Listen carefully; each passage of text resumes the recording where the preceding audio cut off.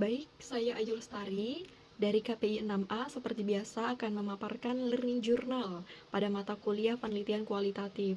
Nah, pada pertemuan di minggu kemarin itu membahas tentang penelitian komunikasi antar budaya, yang mana penelitian komunikasi antar budaya ini mencakup teori komunikasi integratif oleh Kim Yong Yoon dan juga teori Mute Group. Nah, teori integratif dan teori Mute Group itu akan dipaparkan sebagai berikut. Yang pertama itu teori komunikasi integratif. Nah, teori komunikasi integratif ini dikembangkan oleh Kim Yong Yoon dan juga teori Mood Group teori itu dikembangkan oleh Chris Kramare. Nah, yang pertama komunikasi integratif oleh Yong Yung Kim. Nah, teori ini itu menjelaskan proses adaptasi individu ketika menghadapi lingkungan budaya yang baru. Nah, Kim itu mengatakan bahwa proses komunikasi antar budaya itu bersifat dinamis dan juga berkelanjutan, di mana individu itu mengalami stres dan adaptasi untuk bertumbuh dalam siklus yang terus berulang.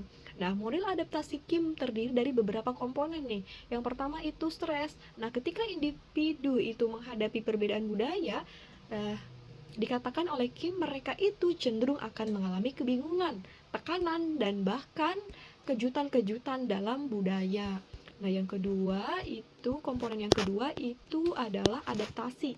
Nah, melalui proses belajar komunikasi, individu itu mulai memahami nih norma dan juga nilai yang baru dalam budaya tersebut. Terus komponen yang ketiga yaitu pertumbuhan, di mana individu itu menjadi lebih fleksibel dan kompeten dalam komunikasi antar budaya.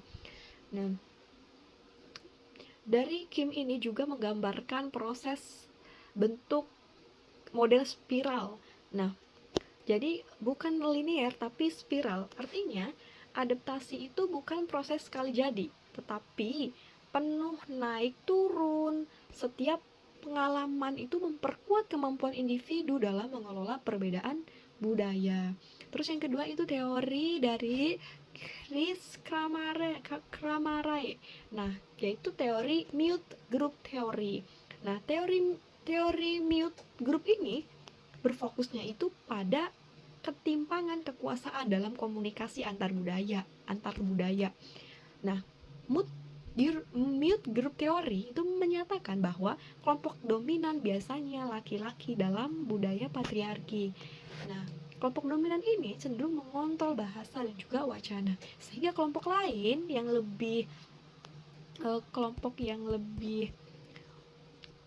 kelompok kecil gitu ya, sekelompok perempuan, kelompok minoritas dalam berbudaya seringkali menjadi bungkam, mute gitu. Karena apa? Karena yang tersedia itu tidak mencerminkan pengalaman mereka.